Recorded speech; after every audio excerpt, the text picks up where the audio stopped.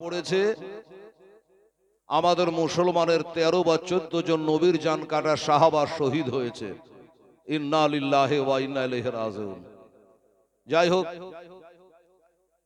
তারপরে কি বলছে যে বদরের প্রান্তরকে আসল কোরআনকে পড়িয়ে দিয়ে 27 জন শয়তান বসে কোরআন লিখেছে। এটা অসীম সরকারের কথা। ওর মরা বাপ পর্যন্ত আর প্রমাণ করতে পারবে না। তাহলে পুরনো কোরআন 23 বছরে নাজিল হয়েছে। আর আমার নবী মক্কা থেকে যখন মদিনায় গেলেন, যুদ্ধ চালু হলো দ্বিতীয় হিজরিতে।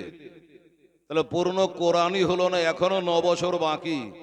তাহলে কি করে বদরে কোরআন পড়ানো হলো? এত বড় ঝুটা কথা, মিথ্যা কথা। বেরাদারুন ইসলাম, সারা দেশ তোলপাড়। যাই হোক, সেই কোরআন পাক থেকে আপনাদের সামনে তেলাওয়াত করেছি, সেটা হলো বিসমিল্লাহির রহমানির রহিম। ইন্নাদ-দীনা ইনদাল্লাহিল ইসলাম। সাদাকাল্লাহুল আযীম। আমার আল্লাহ তাআলা বলছেন যে নিশ্চয় আমি আল্লাহ আমার নিকটে একটি ধর্ম, পছন্দনীয় ধর্ম, মনোনীত ধর্ম, যার নাম হলো ইসলাম। এই আয়াত কেন নাজিল হলো? সেই সময়তে আরবের লোকেরা বাবা গাছের পূজা, চাঁদের পূজা, সূর্যের পূজা, গঙ্গার পূজা, পাথরের পূজা বিভিন্ন করে এরা ইবাদত করত, আল্লাহ বলে মানত। তা আমার আল্লাহ নবীকে জানিয়ে দিল, নবীকে বলেন যে আল্লাহর নিকটে একটি ধর্ম পছন্দনীয়, তার নাম হলো ইসলাম। যাতে করে এতই আল্লাহকে না মেনে এক আল্লাহর উপাসনা করো, যিনি খালিক, যিনি 18,000 মাখলুকাতকে তৈরি করেছেন, সেই এক আল্লাহকে মানো, যিনি আসমানটা ছাদের মতো আর জমিনটা বিছানার মতো করে বিছিয়ে রেখেছেন। সেই মহান খোদা তাআলার তোমরা উপাসনা করো, ইবাদত করো। ভাইরা, যাই হোক, আমার নবী পাক সাহেবে লাউলাক এই ইসলাম ধর্ম তিনি প্রচার করেছেন কার কাছে? কাফেরদের কাছে। এখন বর্তমানে কিছু আছে, এরা মসজিদে মসজিদে হাঁড়ি কুড়ি নিয়ে ইসলাম প্রচারের নামে নাম দিয়েছে তাবলীগ জামাত। এই বাবা, তাবলীগ এর মানে কি? এর মানে হলো পৌঁছে দেওয়া। একটা মুসলমান পাড়াতে গিয়ে কি করে পৌঁছাই? তাঁতি পাড়ায় চলে যা, ঘোষ পাড়ায় চলে যা, চাই পাড়ায় চলে যা, ওইখানে প্রচার কর, জানবো বাপের বেটা। না তো যারা দাড়িওয়ালা, টুপিওয়ালা, নামাজি, দিনদার, ওয়াক্তিয়া মসজিদ, জুমার মসজিদ, সেই পাড়াতে ঢুকে সারাদিন সারা রাত খাঁচার মসজিদে শুয়ে থাকছে আর নাম দিয়েছে 40 দিনের চিল্লা। বেরাদার, আর আমার নবী কোথায় প্রচার করেছে ইসলাম? তিনি প্রচার করেছেন বাবা ওই কাফের মারদুদের কাছে, আবু জাহেলের কাছে, আবু লাহাবের কাছে, ওতবা সাহেবার কাছে, এই বাতিলদের কাছে ইসলামের আলো পৌঁছে দিয়েছে। এবার এই ইসলামের আলো পৌঁছে যখন আরম্ভ করলেন, তো সর্বপ্রথম এই যে আমার মা বোনেরা বসে আছেন, এই মায়েদের মধ্যে একজন মহিলা কালমা পড়েছিল। তিনি হলেন আমাদের মা, নবীর বিবি হযরতে খাদিজাতুল কুবরা রাদিয়াল্লাহু তাআলা আনহা। সর্বপ্রথম বলেছিল আশহাদু আল্লা ইলাহা ইল্লাল্লাহু ওয়া আশহাদু আন্না মুহাম্মাদান আবদুহু ওয়া রাসূলুহু। নবীর কালমা পড়ে মুসলিমা হয়ে গেল, তাহেরা হয়ে গেল, সাহাবিয়া হয়ে গেল, জান্নাতি হয়ে গেল। বেরাদারান ইসলাম, তারপরে ইসলাম কবুল করলো। ছোটদের মধ্যে আমার শেরে খোদা, মুশকিল কুশা, হায়দারে কাররার, ফাতেহে খাইবার হযরতে আলী রাদিয়াল্লাহু তাআলা আনহু, তিনি কালেমা পড়লেন। গোলামদের মধ্যে হযরতে যায়েদ রাদিয়াল্লাহু তাআলা আনহু কালেমা পড়েছে। এবার আবু জেহেল মনে করছে যে কলমা পড়েছে ঠিকই, কিন্তু ছোট ছোট বাচ্চারা কলমা পড়েছে। ওই নিজের বিবি কালমা পড়েছে, বড়রা কোনো জ্ঞানী গুণী লোক কালমা পড়েনি। বেরাদার, এই বলে প্রচার করতে আরম্ভ করলো। কিন্তু বাবা গো, আমার মা বোনেরা শুনুন, সর্বপ্রথম যিনি কালমা পড়বে তিনি বাড়িতে নেই। বলবেন হেলাল রে, নবীর কালমা সর্বপ্রথম যিনি পড়েছিলেন বড়দের মধ্যে তার নাম কি? তিনি হলেন হযরতে আবু বকর সিদ্দিক রাদিয়াল্লাহু তাআলা আনহু। বড়দের মধ্যে শুরু হয়ে গেল বাবা। সর্বপ্রথম যিনি কালেমা পড়বে উনি আপাতত বাড়িতে নেই, উনি বাবা গেছেন তেজারতে বাণিজ্য করার জন্য। দাও না দয়াল মোরে, দাও না দুটা ডানা, আমি ও রে যাব মক্কা মদিনা। জোরে বলে সুবহানাল্লাহ। দাও না দয়াল মোরে, দাও না দুটা ডানা, একবার ও রে যাব সোনার মদিনা, সোনার মদিনা।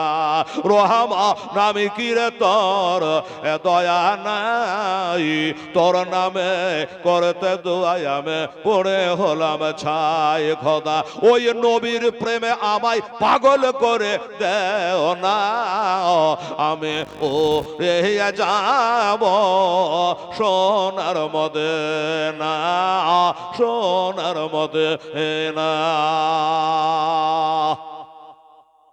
আবু জেহেলের মুখে তালা মারার জন্য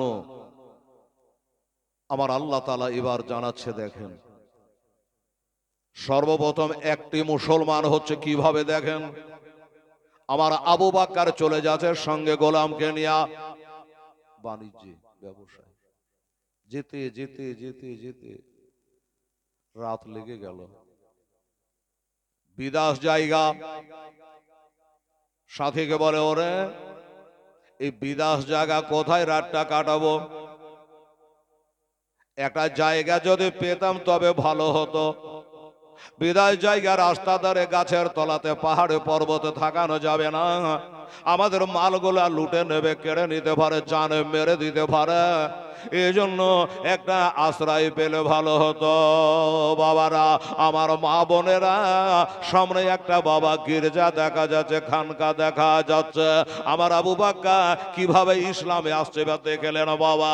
বাবা গো, উনি চিন্তা করলো মনরি, ওই যে একটা ঘর দেখা যাচ্ছে এটা হলো খানকা শরীফ, ওই খানকাতে গিয়া আশ্রয় নেব, রাতটা কাটাবো, সকালে চলে যাব। খানকা কাকে বলে বাবা? ডিকশনারিতে লেখা আছে খানকা ওই জায়গাটাকে বলে। আপনাদের দেশে আল্লাহর ওলির মাজার আছে, একবার এসেছিলাম বাবা।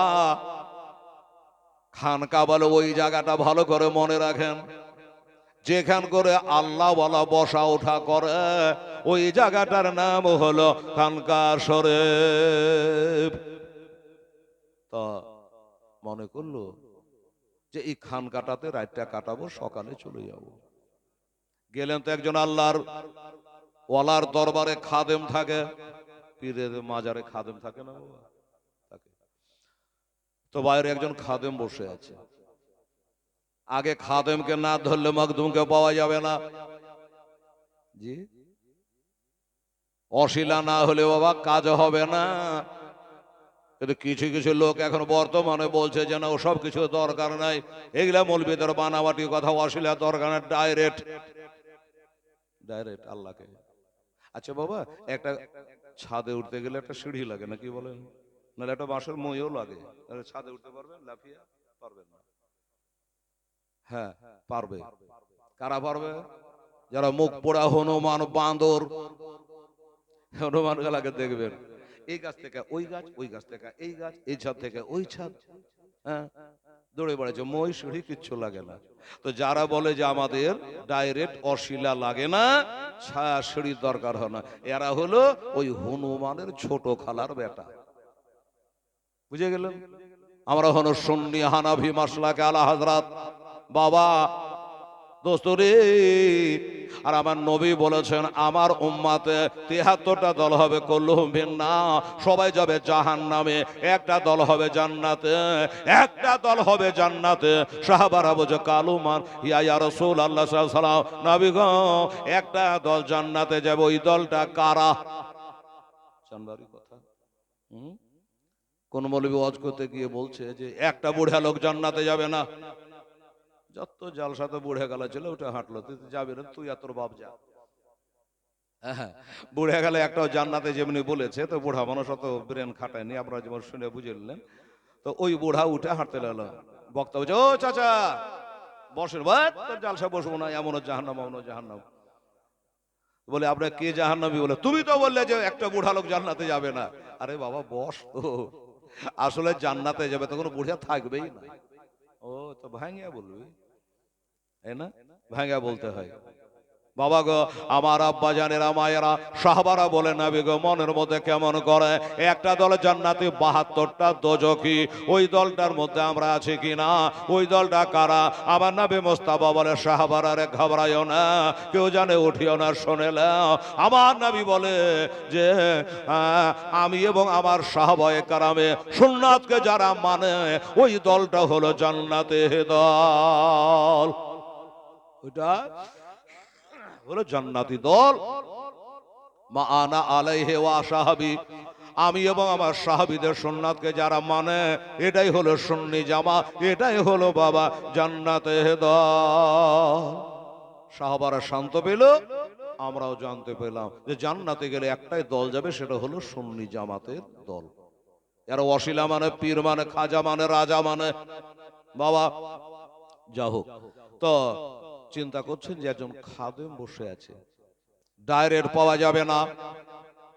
এই জন্য নবী বলেছেন আনা মাদিনাতুল ইলমে আলিউন বাবহা, আনা দারুল হিকমাত ওয়া আলিউন বাবহা, আমি হলো ইলমের শহর, আলী হলো তার দরজা, আমি হলাম হিকমাতের ঘর, আলী হলো তার দরজা। বাবা গো, দরজা দিয়ে যদি না যায়, নবী হলো দরজা, নবী হলো ঘর, তো দরজা দিয়ে যদি যায় তো নবীকে পাবে, বুঝেন? আচ্ছা, কেউ যদি বাবু উপত্তিয়ার নামে তাকে কি বলবে? চোর। তাই বলছে আগে নবীকে পেলে আলীকে ধরো। আমার আল্লাহ তাআলা ইরশাদ করে, আল্লাহ তাআলা ইরশাদ করে পবিত্র কোরআনে, পীরদের ডর নাই দোনো জাহান। একটু জোরে সুবহানাল্লাহ। আমার আল্লাহ তাআলা ইরশাদ করে, আল্লাহ তাআলা ইরশাদ করে পবিত্র কোরআনে, ওলিদের ডর নাই দোনো জাহান, দোনো জাহান। আল্লাহর ইয়া প্রিয় বন্ধু ওই আজমিরি ওলে তাশরিফ আনিলেন যখন এই ভারতের গলে, ভারতের গলে, ওয়াজানা ভারতের লোক, ওয়াজানা ভারতের লোক, জানে না কোনটা পথ যে সোজা, সোজা পথ দেখা এলো আমার আজ মেরে খাজা, আজ মেরে খাজা। এই ভারতের মাঠে রোশন হলো, ভারতের মাঠে রোশন হলো খাজার আগমনে, ওলে তের ডর নাই দোনো জাহানে, দোনো জাহানে। বেরাদার, আমাদের রাজা বাদশারা ভোটে জিতে 5 বছর থাকে নাকি বলেন, তারপর আবার পাল্টে যায়। কাজে এমন রাজার কথা বললাম যে বিনা ভোটে কিয়ামত পর্যন্ত খাজা ভারতের রাজা। সুবহানাল্লাহ। তো যা হোক, ঠিক জায়গায় ফিরে আসে। ওই খাদিমের কাছে গিয়ে বলল, কে? আমার আবু বকর সিদ্দিক রাদিয়াল্লাহু তাআলা আনহু। বাবা এটা কি? বলে এটা একটা খানকা শরীফ। আহ, তাহলে তো খানকা মানে ভালোই জায়গা, আল্লাহ ওয়ালা উঠা বসা করে। তো ভাই শোনো, আমি বড় বিপদে পড়েছি, একটু তোমাদের ওই বারান্দাখানে আমি রাতটা থাকতে চাই। উনি বলছে সর্বনাশ করেছে। শোনো ভাই, থাকতে দেওয়ার মালিক আমি নই, ভিতরে একজন আল্লাহর ওলি বসে আছে, ওনার অনুমতি ছাড়া এইখানে কাউকে থাকতে দেওয়া হয় না।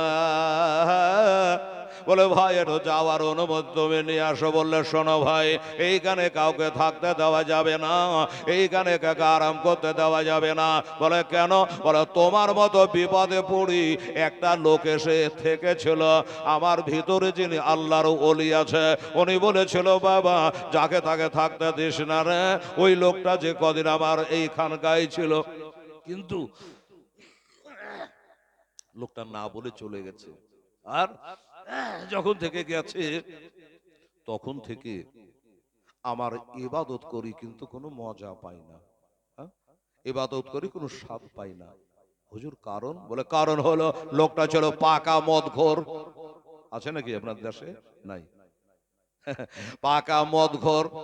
আর ওই মদখোরকে বাড়িতে এইখানে জায়গা দেওয়ার জন্য আমার 40 দিন থেকে ইবাদতে কোনো লিজ্জাত পয়দা হয় না, ইবাদত করে কোনো স্বাদ পাওয়া যায় না, মজা পাওয়া যায় না। এজন্য কাউকে বাবা জায়গা দিস না। বাবারা, আমার মা বোনেরা, এবার একটা কথা শুনে, বাড়িতে যদি একটা মদখোর থাকে, পোতা হোক আর বেটা হোক, হুঁশিয়ার করে ভালো করে বোঝা, ওই মদখোরের কারণে আল্লাহর কাছে আপনাকে হিসাব দেওয়া লাগবে। তো বললো দেখো ভাই, এই জন্য এখানে কাউকে, হুজুর বলে দিয়েছেন এখানে কাউকে থাকতে দেওয়া যাবে না। আমার আবু বাক্কার বলছে ভাই রে, সবাইকে তুই এক পাল্লায় ওজন করছিস। আমি মদ খাই না বাবা, একটু রাতখান থাকবো, ভোরে চলে যাবো বাড়ি, বহু দূর। আর বিদেশ জায়গা কোথায় থাকবো, খুব ব্যাঘাতটা করতে লাগলো। আমার আবু বাক্কা জিজ্ঞাসা করছে আচ্ছা ভাই, ঘরে যে আল্লাহওয়ালা বসে আছে এর বয়স কত হবে? তো খাদেম বলছে ভাই রে, গোড়ার কথা তুললি, এর বয়স কত হবে হুজুর আমার জানা নেই, তবে আমার মতো 2-4টা গোলাম তার সেবা করতে করতে মরে শেষ। হুজুর এরকম হয়ে গেছে।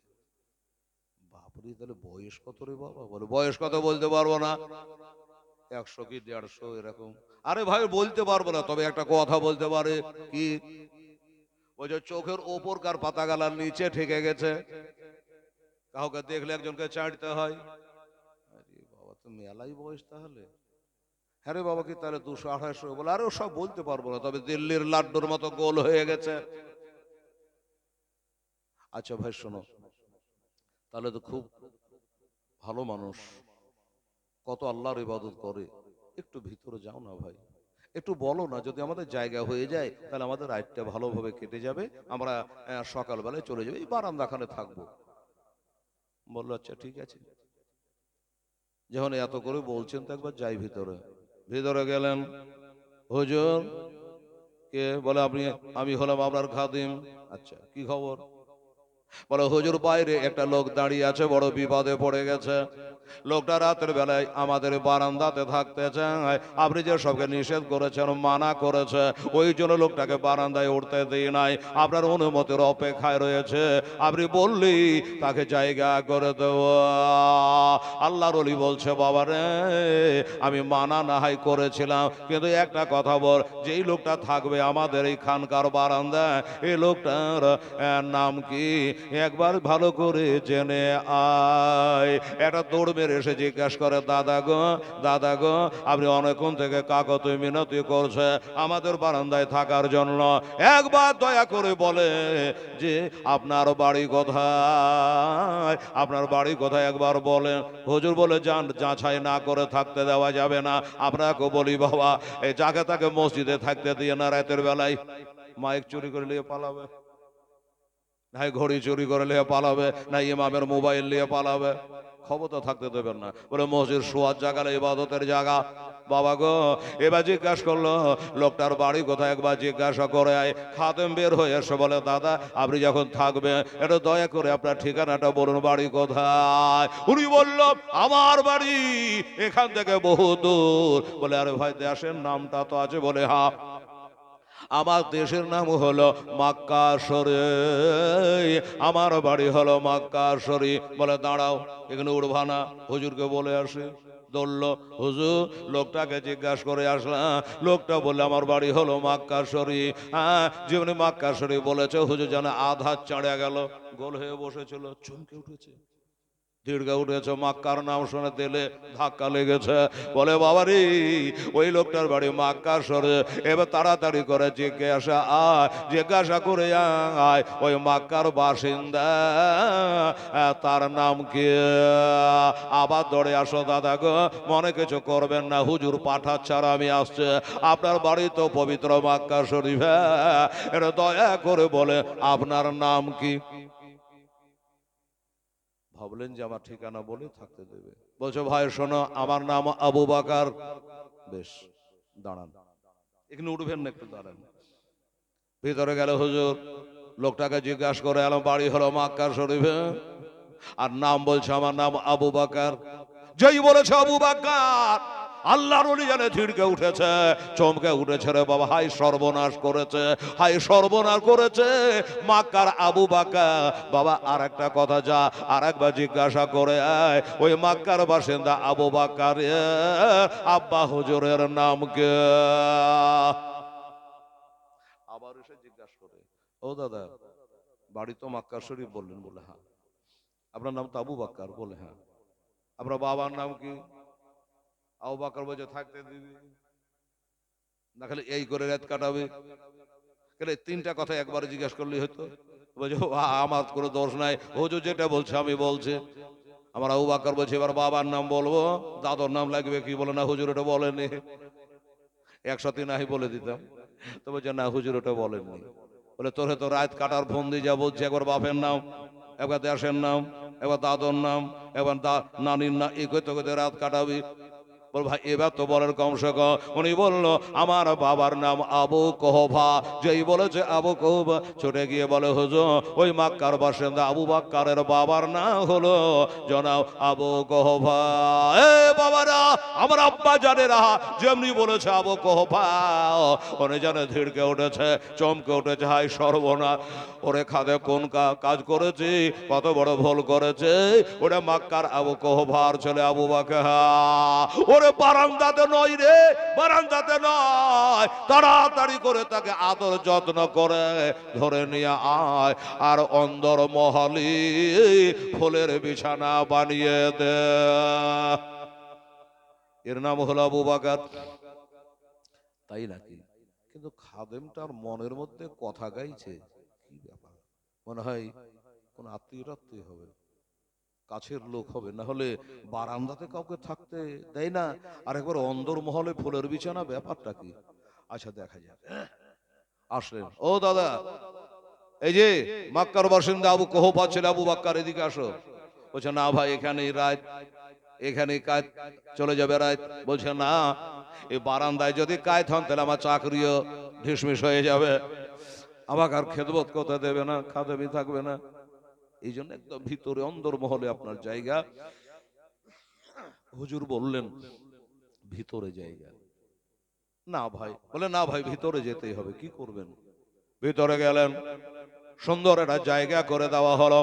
আমার আবু বাক্কার ভিতরে গিয়া সুন্দর একটা বিছানা, ওই বিছানায় বসে আছে রে বাবা, কিন্তু মনের মধ্যে ধানাই ফানাই করে, এটাই করে যে মনে হয় আর বাপ মার মুখ দেখা হবে না, আর মনে হয় দেশে ফিরে যাওয়া হবে না। বারান্দাতে থাকার লেগে এত কাগতই মিনতি, এত ব্যাঘাতটা করলাম, আর এত সুন্দর জায়গা দিয়েছে, আর মানেটা কি? রাতে, গভীর রাতে হয়তো আমাকে হত্যা করবে, না হয় কিছু একটা বিপদ আমার হবে, দেখা যাক। ঘুম কিন্তু বাবা আসে না, এই করে রাত কাটাচ্ছে। ঠিক যখন তাহাজ্জুদের টাইম, জাগো জাগো খোদার বান্দা, ঘুমায় না আর, ওরে পশু পাখি জেগে করেন জেকের হয় আল্লাহর। যারা আল্লাহওয়ালা তারা গভীর রাতে উঠে তাহাজ্জুদের নামাজ পড়ে। বাবা গো, আমার মা বোনেরা রে, এবার বাবা গভীর রাতে তাহাজ্জুদের টাইমে, নিশি রাতে, অর্ধরাতে ওই আল্লাহর ওলি খানকার মালিক তার খাদেমকে ডাকলো, এই খাদেম সাহেব এইখানে আয়, তাড়াতাড়ি করে আয়, একটা জরুরি কথা আছে। এত রাতে জরুরি কথা বলেন হুজুর? বলে শোন, দেওয়ালের কান আছে, দুশ্মন খাড়া আছে, কে কথা শুনে নেবে, একটা কথা শোন। বলেন হুজুর? বললো যে মক্কার বাসিন্দা আবু কোহফার ছেলে আবু বাক্কার ঘরের মধ্যে আছে, তো পর্দাটা সরিয়ে লক করে দেখবি উনি ঘুমিয়ে গেছে না জেগে আছে। শোন, এটা দেখে চলে আয়। এত রাতে দেখা দেখি কি ব্যাপার? আচ্ছা ঠিক আছে হুজুর, গেলাম। পর্দাটা সরিয়ে দেখছো হুজুর জেগে আছে, ঘুমায় নাই, এখনো ঘুমায় নাই, জেগে আছে। দৌড়ে এসে বলে, হুজুর গো, ওই মক্কার আবু বাক্কার এখনো এত রাত ঘুমায় না, এখনো তিনি জেগে আছে। উনি বলছেন, বাবা রে, আবু বাক্কার এখনো জেগে আছে। ও বাবা, একটা কাজ কর, আর যদি আমার হাঁটার শক্তি থাকতো, আমার গায়ে বল থাকতো, হেঁটে যেতে পারতাম, তাহলে আমি তার কাছে হেঁটে হেঁটে যেতাম। আমার হাঁটবার শক্তি নাই, একবার তুই যা, আর ওই আবু বাক্কারকে এখনই আমার কাছে একটু ডেকে নিয়ে আয়। খাদেম বলছে, মনে হয় এর থেকে ওটাই বড় পীর হবে, কথাবার্তায় বোঝা যাচ্ছে। আসলেন, দরজা লক করলেন, আওয়াজ দিলেন, এই মক্কার আবু কোহফার ছেলে আবু বাক্কার। কে? বলে, আমি সেই খাদেম, আপনার বিছানা লাগিয়ে দিয়েছি, থাকতে ব্যবস্থা করে দিয়েছে, আমি সেই খাদে। বলল, আমাদের হুজুর সাহেব ঘরের মধ্যে বসে আছে, এখনই এই রাতের বেলাতে আপনাকে তলব করেছে, এই রাত্রেই আপনার ডাক পড়ে গেছে, একটু দয়া করে আপনি আসেন। সকালে গেলে হবে না? বলে, না এখনই। এই তো যেটা ভয় করছিলাম ওটাই, যে রাত 12টায় কিছু হবে, হত্যা মত্যা করবে, জবাই করবে। নাহলে এমন কোন জরুরি কথা যে রাত 12টায় ডাকতে হবে, সকালে ডাকলে হইতো না? দেখি যাই, কপালে যা আছে তাই হবে। আমার 4 আঙ্গুল কপালে যেটা লাগে আজ সেটাই হবে। ওয়াল কাদরে খায়রিহি ওয়া শাররিহি মিনাল্লাহি তাআলা ওয়াল বাশে বাদাল মা।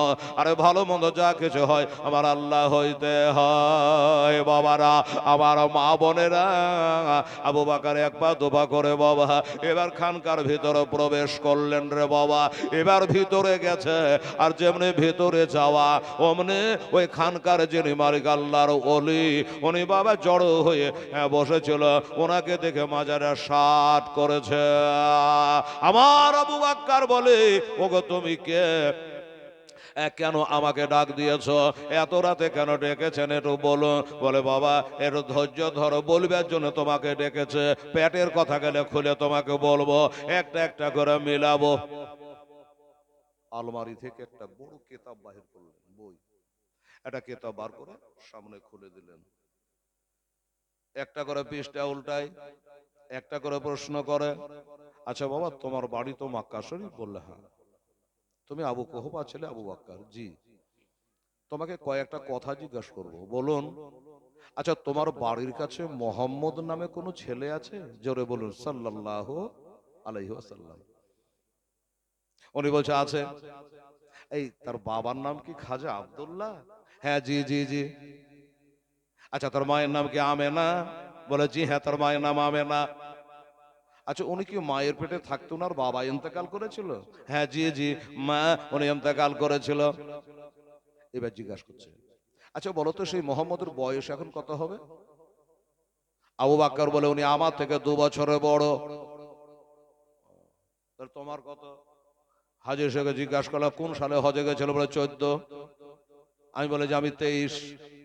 তাহলে একটা হিসাব হয়ে গেল, ক বছর ছাড়াছাড়ি। এবার জিজ্ঞাসা করছে যে তাহলে তোমার থেকে 2 বছর বড়, তাহলে নবীর কথা জিজ্ঞাসা করবে, তোমার কত বয়স বলো, 2 বছর লাগিয়ে নেব তোমার থেকে যেহেতু বড়। উনি বলল, বর্তমানে আমার বয়স হলো 38। নবীর 2 বছর বেশি হলে কত হবে? 40। তাহলে নবীর বয়স 40। বলে হ্যাঁ। বলে, বাবা রে, ওনার বয়স 40, তোমার বয়স 38, তুমি যাবে কোথায়? বলল আমি এখন যাব বাণিজ্য করার জন্য, রাত্রেবেলা বিপদে পড়ার জন্য আজকে আপনার খানকায় আমি এসেছি। এই আবু বকর, তুমি আসো না, তুমি আসো না, আমার আল্লাহ তাআলা তোমাকে আমার কাছে পাঠিয়েছে। তুমি না এলে আমি কিতাব খুলে কাকে পড়াতাম, কাকে দেখাতাম? কথা ঠিকই বলছে। আবু বকর শোনো। কিন্তু আবু বকর দেখছেন যে আমি কিছু বুঝতে পারছি না। ওই বইটার মধ্যে কি আমার বাপের নাম, আমার নাম, নবীর নাম, নবীর বাপের নাম সবই কি লেখা আছে নাকি? নাহলে একটা করে পাতা উল্টাছে আর দেখছে আর বলছে নিশ্চয়ই লেখা আছে। বলে বাবা শোনো আবু বকর, তোমাকে আর বাণিজ্যে যাওয়া লাগবে না। কেন? বলে এই দেখো আমাদের ধর্মের কেতাবে লেখা আছে। কি লেখা আছে? বলল নবী যখন 40 বছর বয়স হবে তখন তিনি ইসলাম ধর্মে ইসলাম, ইসলাম ধর্ম তিনি প্রচার আরম্ভ করবে, জারি করবে। বড়দের মধ্যে সর্বপ্রথম যিনি নবীকে নবী বলে মানবে, কালেমা পড়বে, তিনি হলো আবু কুহাফা, ছেলে তুমি আবু বকর। সর্বনাশ করেছে। এই আপনার কেতাবে সব লেখা আছে? বললে হ্যাঁ। তুমি যাও আর ঘুরে যাও, আর বাণিজ্যে যাওয়া লাগবে না। এই আবু বকর, টাকা পয়সার পিছনে ছুটিও না, নবীর গোলামি করো, টাকা পয়সা তোমার পায়ে চমা দিবে রে। আবু বকরের ওদিক না গিয়ে সকালে আবার মক্কার দিকে রওনা হলো। হুজুর একটা কথা বলবো, এই আপনার বইটা দেখেন তো লেখা আছে কি যে আমি তো চলে যাব, নবীকে কোথায় পাবো? ওটা লেখা আছে কি? বলে হ্যাঁ আছে। কি লেখা আছে দেখেন, ওখানে যাব। বললেন দুটা জায়গার কথা লেখা আছে। প্রথমে তুমি নবীর বাড়ি যাবা, যদি নবীকে পেয়ে যাও তো ভালো, আর যদি নবীকে বাড়িতে না পাও তাহলে তুমি ওই তালা পাহাড়ের দিকে যাবা, ওইখানে নবী তোমার জন্য অপেক্ষা করবে, কেতাবে লেখা আছে। ঠিক আছে, তাহলে আমি আর কাউকে জিজ্ঞাসা করব না, চলে আসছে। আস্তে আস্তে আস্তে আবু বকর যাওয়ার সময় যেমন রাত লেগে গেল, আসবার সময় তো রাস্তাতে রাত হয়ে গেছে। আবু বকর বলে যাবার সময় তো খানকায় জায়গা ফোনে এতটি ঘটনা ঘটে গেল। এবার দেখা যায় ব্যাগ থেকে একটা চাদর বাইর করে বাবা পা থেকে মাথা পর্যন্ত ওই চাদর কানা দিয়ে ঢেকে উনি শুয়ে গেলে। যেই শুয়ে গেছে আমার আল্লাহ তাআলা অমনি তার চোখে নিন চাপিয়ে দিয়েছে বাবা, ঘুম চলে গেছে আমার আবু বকর। আর যেমনি ঘুমিয়ে যাওয়া অমনি যেন একটা ছোট্ট মতো স্বপ্ন দেখলো। বলবে হেলাল রে, ওই স্বপ্নখানা কি ছিল? স্বপ্নখানে তিনি দেখতেছে আসমানের পূর্ণিমার চাঁদ যেন ওর চাদরের মধ্যে ঢুকে যেন গায়েব হয়ে গেল। এই স্বপ্নটা দেখলেন, দেখার পরে আমার আবু বকরের ঘুম আর আসে না। কখন সকাল হবে, আমি আসমানের চন্দ্র সূর্য আমার চাদরের তলে এসে গায়েব হয়ে গেল, এমন স্বপ্ন দেখলাম কেন, এর মানে কি? এটা মনে করতে করতে ভোর হয়ে গেল। উঠে মক্কায় চলে আসলেন। এবার মক্কা শরীফে পৌঁছানোর পরে আবু জাহেলের সঙ্গে দেখা। আবু জেহেল বলছে আবু বকর তুমি তো বাবা বাড়িতে ছিলে না, বাণিজ্যে গেছিলে, পাড়ার অবস্থা খুব একটা ভালো নাই রে বেটা। বললো কেন, কি হয়েছে? বললে ওই আব্দুল্লাহ ছেলে আবু তালেবের ভাতিজা আব্দুল মুত্তালিবের পোতা মোহাম্মদ সাল্লাল্লাহু আলাইহি ওয়াসাল্লাম, উনি নাকি আল্লাহর নবী, তাই লোককে নাকি কালমা পড়াচ্ছে। তা তোমার মতো হুঁশিয়ার লোক কেউ কালমা পড়েনি, ওই বাচ্চা বাচ্চা কয়েকটা ছেলে পড়েছে আর উনার বিবি কালমা পড়েছে, আর কেউ পড়েনি, তাই তোমাকে করে জোরে নিবেদন তুমিও যেন কলমা পড়ে লিও না। আবু বকর বলছে বেটা আমি তো সব শুনেই আসলো, আর তুই বাধা দিয়ে পারিস? সরিয়ে দিয়ে চললেন, নবীর বাড়ি গেলেন। এবার নবীর বাড়ি যাওয়ার পরে নবীকে পেলেন না। মনে পড়ে গেল যে বলেছে নবীকে যদি বাড়িতে না পাও তাহলে ওই পাহাড়ের দিকে যাবা। বাস্তবী বাবা গো, এবার পাহাড়ের দিকে চলে যাচ্ছেন আমার আবু বকর, আর আমার নবী ওখানে বসে অপেক্ষা করছেন রে বাবা। যেমনি দেখা হয়ে গেছে আমার নবী হাতের ইশারা মেরে বলে এই আবু বকর, এই আবু কুহাফার ছেলে আবু বকর, তাড়াতাড়ি করে আসো, তাড়াতাড়ি করে আসো, এইখান করে আমি তোমার জন্য অপেক্ষা করছি, তাড়াতাড়ি আসো। আবু বকর গেলেন। বলেন কি জন্য আমার জন্য অপেক্ষা করছেন? সবই জানে, তাও বলল আমি হলো শেষ জামানার শেষ নবী। নবী বলেছে লা নাবিয়া বাদি, আমার পর আর কোন নবী আসবে না। শোনো, আমি শেষ জামানা শেষ নবী, তাই তোমাকে ইসলামের দাওয়াত দিলাম। ইন্নাদ দীনা ইনদাল্লাহিল ইসলাম, আল্লাহর নিকট ইসলাম ধর্ম হলো পছন্দনীয় ধর্ম। এই ধর্মে আসার জন্য তোমাকে দাওয়াত দিলাম রে আবু বকর। আবু বকর বলে হুজুর কালেমা তো পড়ব, নবী তো নাবাউন সে বানা, নবীর মানে হলো গায়েব বাতানে বালা। এর দয়া করে বলে আমাকে একটা গায়েবের বাণী শোনান। আপনি যে নবী, আমাকে দুটা গায়েবের বাণী শোনান। আমার আবু বকর যেই বলা, আমার নবী বলছে আবু বকরে, ওই ঘরের মধ্যে চার দেওয়ালের মাঝে জানলা দরজা বন্ধ, রাত 12টার সময়তে তোকে কিতাব খুলে খুলে একটা একটা করে সব বলে দিল, তারপরে আবার আমাকে বলতে হবে। আশ্চর্য, আশ্চর্য, সর্বনাশ। ওই ঘরের মধ্যে আমি ছাড়ার কেউ ছিল না, ওই আল্লাহর ওলি ছিল, খানকার মালিক ছিল, আর আমি ছিলাম, বাকি দোসরা কোনো লোকজন ছিল না। ওই ঘরের মধ্যে আমাকে বলল, আমার বাবার নাম মায়না, সব কিছু জিজ্ঞাসা করলো। এইটা নবী জানলো কি করে? এত বড় গায়েবের সংবাদ নবী আমার দিয়ে দিয়েছেন রে বাবা। আবু বকর বলে হুজুর মিলে তো গেল, বিশ্বাস তো করে নিলাম, নবী গো আর একটা গায়েবের বাণী হবে না। আর একটা গায়েবের বাণী শোনান না হুজুর। নবী মানে তো গায়েবের কথা বললে বলে মুখবের সদিক, একটু বলুন। তখন আমার নবী আর একটা গায়েবের বাণী শোনালেন। কি বললেন?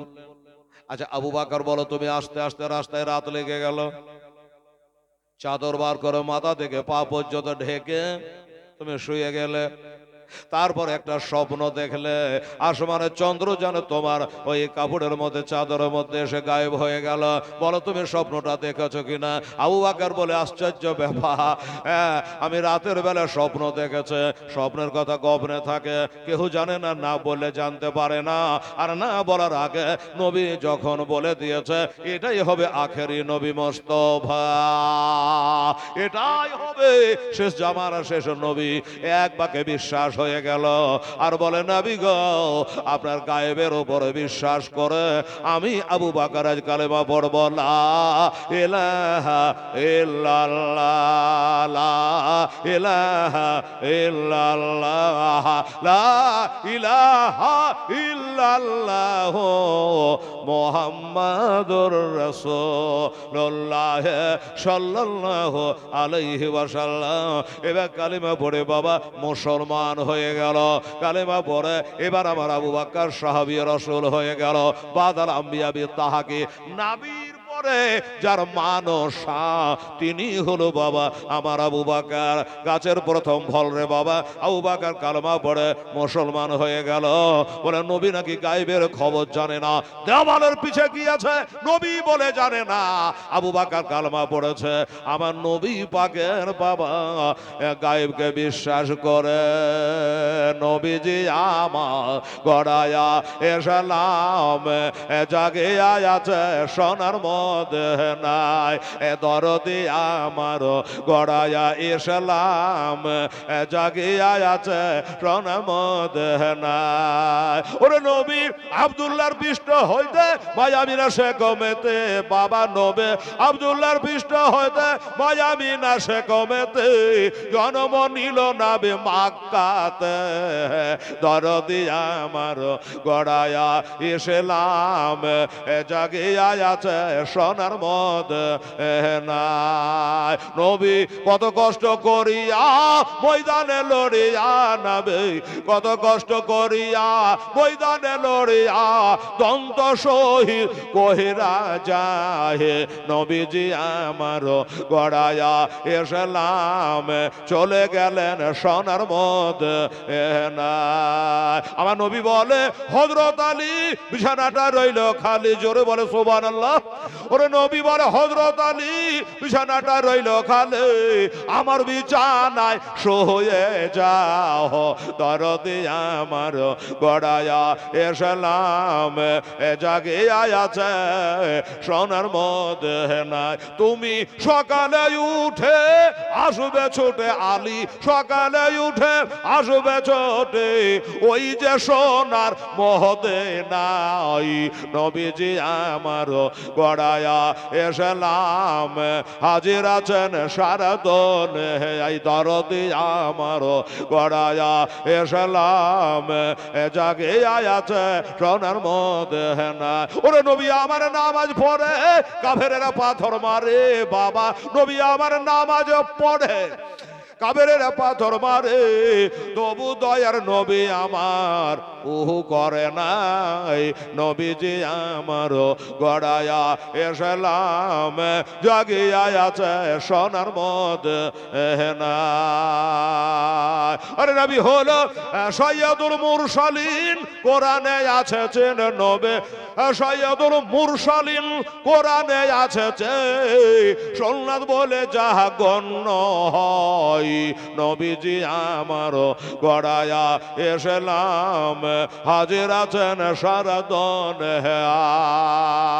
ওরে 60,000 বাতেনে 30,000 জাহেরে বাবা, 60,000 বাতেনে 30,000 জাহেরে, বাতেনের ভেদে জানে পীর পয়গম্বর আউলে নবীজি আমার গড়ায়া এসলাম জাগে আয়াছে সোনার মধ্যে নাই, নবীজি আমার গড়ায়া এসলাম জাগিয়া আছে সোনার মধ্যে নাই। নবী উম্মতের মায়াই এখনো কেঁদে যায়, নবী উম্মতের মায়াই এখনো কেঁদে যায়, আশিকের কানে শোনা যায়, নবীজি আমার গড়ায়া এসলাম জাগিয়া আছে সোনার মধ্যে নাই, দরদি আমার গড়ায়া এসলাম হাজির আছেন সারাদন। আল্লাহুম্মা সাল্লি আলা মৌলানা মুহাম্মদ ওয়ালা আলে সাইয়্যিদানা ওয়ালা আলে সাইয়্যিদানা মৌলানা মুহাম্মদ সাল্লাল্লাহু আলাইহি সাল্লাম। বাবা গো, এবার আবু বকর যেই কালেমা পড়ে নিয়েছে, আবু জাহেল আর বলতে পারে না কি যে ছোটরা কালেমা পড়েছে বড়রা কেউ পড়ে নাই, এই কথা আর বলতে পারে না। এবার এইভাবে আস্তে আস্তে একটা দুটা হয়ে দলের দলে আমার নবীর কাছে এসে কালমা পড়ে মুসলমান সব হতে লাগলো। বাবার আমার ভাইয়েরা আব্বা জানেরা, আমার নবী পাক সাহেবে লাউলা সাল্লাল্লাহু তাআলা আলাইহি ওয়াসাল্লাম সারা বিশ্ব জগতের বিশ্ব নবী বাবা, এই ইসলাম প্রচার করতে গিয়া আমার নবীকে কত কষ্ট করতে হয়েছে রে বাবা। আমার আব্বা জানেরা, আমার নবীর ইসলাম প্রচার যখন ধাঁধা করে বাড়তে লাগলো, ওই কাফের আবু জাহেল বলেছিল যে ইসলামকে আগে বাড়তে দেব না, ইসলামকে প্রচার হতে দেব না, এই বলে বাবা হাজারো বাধা দিয়েছিল, সব বাধাকে এড়িয়ে নবী কালেমা প্রচার করেছে। কেউ বাধা দিয়ে থামতে নবীকে পারে না। একটা ঘটনা বলি, আমার নবী বাড়িতে বসে আছেন, সাইয়্যিদুল মালায়েকা মুআল্লিমুল মালাকুত হযরতে জিবরাইল সাল্লাম আমার নবীর দরবারে হাজির হলো রে বাবা। আসসালামু আলাইকা ইয়া রাসূলুল্লাহ, আসসালামু আলাইকা হাবিবাল্লাহ। নবী মুখ তুলে তাকালে, তুমি কে? বলে হুজুর আমি জিবরাইল ফেরেশতা। আচ্ছা এ ভাই জিবরাইল খবর কি?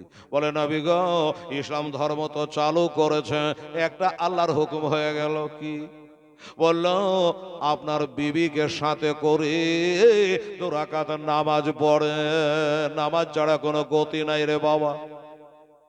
আপনার বিবিকে সাথে করে 2 রাকাত নামাজ পড়ে। তখন কিন্তু 5 ওয়াক্ত নামাজ ছিল না, 1 মাসের রোজাও ছিল না। আল্লাহ যখন হুকুম তো কি বলেন, মানতেই হবে। খাদিজাকে ডাক দিলেন, খাদিজা। জি হুজুর। একবার ডাক দিলেই খাদিজা এসে আমার নবীর দরবারে হাজির হয়ে যেতেন। আহা, নবী ইসলাম প্রচার করে বাড়ি আসতেন। এ বেটিরা, এ খালারা, মা শোনো, একবার ডাক দিলেই খাদিজা দরজা খুলে দিত। আমার নবী একদিন বলছে, খাদিজা তুমি কি রাত্রে ঘুমাও না? কেন হুজুর?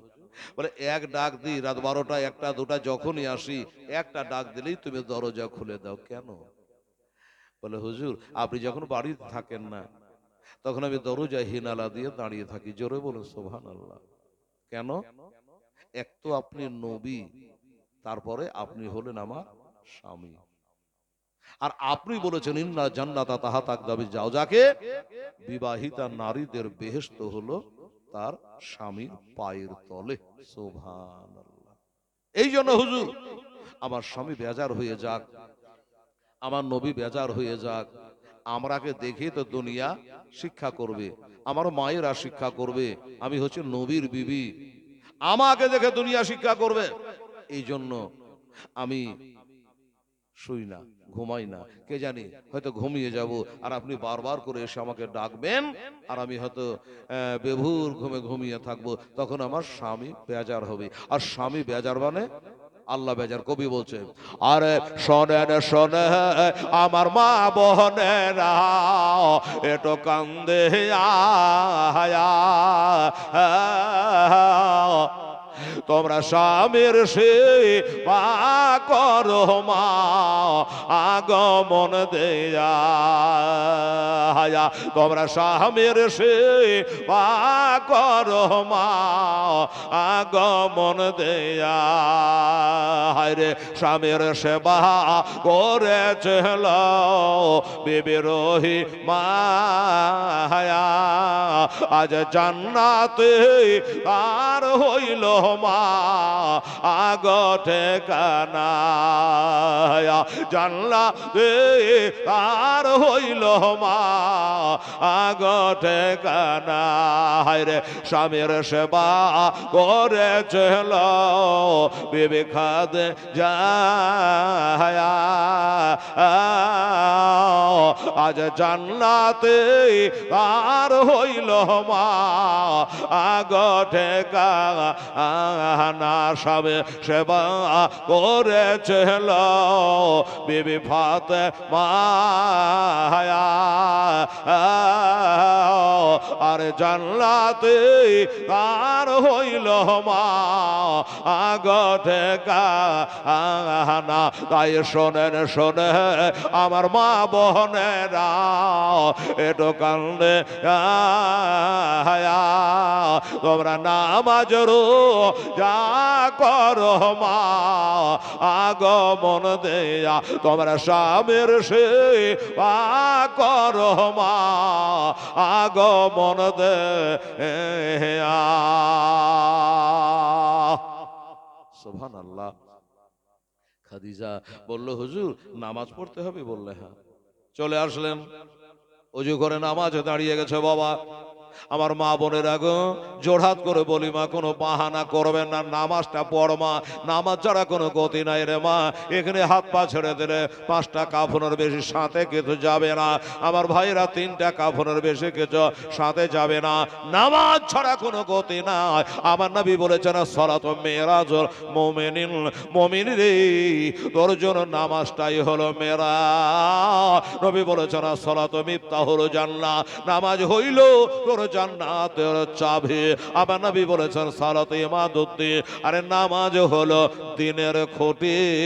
আর আল্লাহ তাআলা কোরআনে বলেছে, ইন্নাস সালাতা তানহা আনিল ফাহশাই ওয়াল মুনকার, নিশ্চয় নামাজ তোমাকে ফাহেসা থেকে, নোংরামি থেকে, খারাপি থেকে এই নামাজ তোমাকে রক্ষা করবে, যদি নামাজ নামাজের মতন হয়। ঠিক আছে? তাই আমার মা বোনদের বলবো, ভাইদের বলবো, গোটা গ্রামবাসীকে বলবো, আবার যত দূরে যাচ্ছে নামাজ কোনো মতে যেন ছুটে না। নামাজ যারা পড়েন নাই জোড়হাত করে বলবো, সামনে রমজান মাস আসছে বাবা, আজকে রজব চলছে, শাবান আসবে, মাহে রমজান আসছে, নামাজ ধরেন। নবী হয়ে যদি নামাজ পড়ে তো নবীর উম্মতের জন্য নামাজ মাফ হতে পারে? পারে না। নবীর বিবি হয়ে যদি নামাজ পড়ে, তাহলে আমরা সাধারণের বিবি, এই বেটিরা, এই মা, তাহলে আপনাদের নামাজ না পড়লে চলবে? চলবে না। আহা, নবী একদিকে দাঁড়িয়েছেন, মা খাদিজা একদিকে দাঁড়িয়েছেন, নামাজ আরম্ভ হয়ে গেল।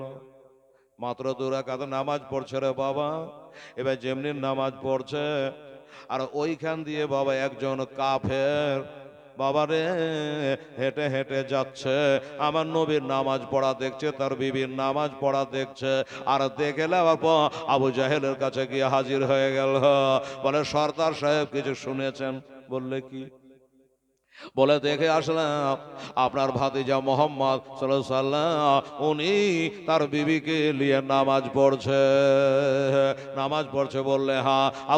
আবু জেহেলের মাথা খারাপ হয়ে গেল। এবার যখন নামাজ আরম্ভ হয়েছে, তাহলে মাদ্রাসা হবে, মসজিদ হবে, মিনার হবে, আজান চালু হবে, এ নামাজ আমি চালু হতে দেব না। ইমার্জেন্সি একটা মিটিং ডেকে দিল বাবা। এ ভাইয়েরা, জরুরি একটা মিটিং ডাক দিয়েছে। আবু জাহেল ডাক দিয়ে ওই মিটিং এর মধ্যে বলছে, শোনো শোনো, আমার ভাতিজা মোহাম্মদ নামাজ পড়ছে তার বিবিকে নিয়ে। এবার অন্যের বিবির এখন নামাজি বানিয়ে দেবে, গোটা মাক্কাতে নামাজি নামাজি হয়ে যাবে। তো এখান থেকে সমাপ্তি হোক, আর আমি নামাজ চালু হতে দেব না। একটা কাজ, তোমাদের মধ্যে কোনো মায়ের লাল আছে? এরকম একটা মাস্তান আছে যে আমার ভাতিজার মাথাটা কেটে নিয়ে চলে আসবা, তাহলে আর নামাজি বাড়বে না। কিন্তু বাবা, মাথা কাটা মারামারি করে, এটা কি সবার দ্বারা সম্ভব নয়। কেউ হাত তোলে না, কেউ হাত তোলে না রে বাবা। আবু জেহেল চিৎকার করে বলে, ব্যাপার কি? এতগুলো মানুষ, তোমরা এতগুলো বাবা মানুষ থাকতে আমার ভাতিজা মোহাম্মদের মাথা কেটে আনতে পারবে? একটা কেউ রাজি হলে না। কি হবে বাবারে? তার চিল্লানের চোটে তার যখন বারবার করে আওয়াজ দিতে লাগলো, পিছন থেকে একটা ছেলে বাবা হাত তুলে দিল। এই সর্দার সাহেব, চিন্তা করিয়েন না, মাথা গরম করিয়েন না, আমি নবীর মাথা কেটে আনবো, আমি নবীকে হত্যা করে দেব, নমাজ চালু হতে দেব না। আবু জেহেল বলছে, হ্যাঁ রে, এত তাগড়া তাগড়া লোকগুলা কেউ রাজি হলো না। হ্যাঁ, আর তো এটা পাতলা দুবলা হালকা ছেলে, আর তুই ওই নবী মোহাম্মদের মাথা কাটতে পারবি? বলে হ্যাঁ পারবি। বললো হ্যাঁ। এরা পাচ্ছেন, তুই কি করে পারবি? সর্দার সাহেব, এরাও পারবে, কিন্তু এরা ভয় করে একটা, কি যে ভয়টা আমার মধ্যে নাই। কি ভয়? বলল, এরা যাচ্ছে না একটা কারণ, যে নবীকে যদি মারে, তাহলে নবীর বংশ বলি, তখন ওরাকে মারবে, আর ওরা যখন মরবে তখন তার বেটা বেটি ভাই বিবি বাল বাচ্চা সবাই কাঁদবে। এই ভয়ে তারা নবীকে লাড়তে যাবে না। কিন্তু হুজুর, সর্দার সাহেব শুনলেন, আমি এমন একটা ব্যক্তি, জগতে আমার মা নাই, আমার বাবা নাই, ভাই নাই, বোন নাই, বেটা বেটি কেউ নাই, বিয়ে শাদী হয় নাই, আমি একটা এরকম ছেলে, আমার মারতে গেলে ধরবে আর কেহ নাই, আমি একাই ওই মরবো না হয় মারবো, এই জন্য আমি রাজি হয়ে গেলাম। আবু জেহেল হাতে তালি দিয়ে বলল, যা, তোকে আমি 100টা উট পুরস্কার দেব যদি কাজটা সমাধা করতে পারে। আর শুনে যা, জেনে যা, 100টা উট খালি দেব না, আমার একটা সুন্দরী বেটি আছে, যে বেটিটার নাম হলো আউজারা, আমার ওই বেটি আউজারার সঙ্গে তোর বিবাহ দিয়ে দেব যদি মাথা কেটে আনতে পারি। বাবা গো, আমার আব্বা জানেরা, আমার মায়েরা, বোনেরা, ছেলেটা বলল, সর্দার সাহেব, আমি যখন কথা দিয়েছি নবীর মাথা কেটে আনবো, আমি নিশ্চয় মারবো, তবে আমার একটা শর্ত আছে। কি শর্ত? এত আবার শর্ত কি? বলে, শর্ত হলো, আমি কিন্তু নবীর কে মারবো ঠিক, কিন্তু নবীর ওই বাড়ি ঢুকে নবীর মাথা কাটতে পারবো না। নবী বাড়ি থেকে বের হয়ে কোথাও যাবে, আমাকে বলে দেবেন, চট করে মাথা কেটে না আপনার কাছে হাজির করে দেবেন। নাম্বার 2, শুনেছি নবীর একটা চাচা আছে দুর্ধর্ষ, কি নাম? হযরতে আমির হামজা রাদিয়াল্লাহু তাআলা আনহু এখনো মুসলমান হয় নাই। আমার হাজী সাহেবেরা আমির হামজার মাজার শরীফটা মদিনায় জিয়ারত করে আসলো। উহুদের প্রান্তরে 70-72 জন সাহাবার মাজার এক জায়গাতে আছে রে বাবা, চোখের পানি ঝরায়া দোয়া করে আসলাম, আল্লাহ রব্বুল আলামিন, আমার নবীর চাচা আজ আমির হামজা এই গান করে শুয়ে আছে, দেখতে হয়তো পেলাম না, কবরগুলো জিয়ারত করে আসলাম, মাজার শরীফগুলো জিয়ারত করে আসলাম। বাবা আমার আব্বা জানেরা, আমার আমির হামজার কথা বলছে ওই ছেলেটা যে শুনুন আমি পারবো, কিন্তু ওই নবীর চাচা আমির হামজা আছে, একটু দুর্ধর্ষ লোক, উনি যদি বাড়িতে থাকে তাহলে আমি নবীর গায়ে হাত দিতে পারবো না। কি হবে তাহলে? উনি যখন বাড়ি থেকে বেরিয়ে যাবে আমাকে খবর দেবেন, আর নবী যখন বাড়ি থেকে বের হবে আমাকে খবর দেবেন, কাজটা সমাধা করে দেবো। আমি বাড়ি ঢুকে পারবো না, আর আমির হামজা বাড়িতে থাকলে পারবো না। আবু জেহেল বলে কাম কর, ঠিক আছে তুই আরাম কর, সময় হলে তোকে খবর দেবো বাবা, আমার কাজটা করে দিবি। 100টা উঁটো দেওয়া হবে, আর তোকে আমার মেয়ের সঙ্গে বিয়ে দেওয়া হবে। ছেলেটা বললো তাহলে আপাতত বাড়ি গেলাম, সময় হলে আমাকে খবর দেবে। এই আবু জাহেল, এই যে আমার মা বোনেরা বসে আছে বাবা, আহা, আর এই মা বোনদের মধ্যে বাবা দুইটা মহিলাকে ডাকলো। আবু জাহেল মেয়েটাকে ডেকে বলছে, এই রে মহিলা এদিকে আয়। বলেন সর্দার সাহেব। বলে আমার একটা কাজ করে দিবি। কি কাজ?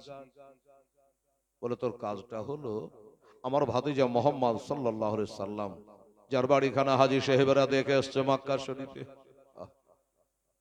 ওই বাড়ির গেটে পহারা দিবি রে।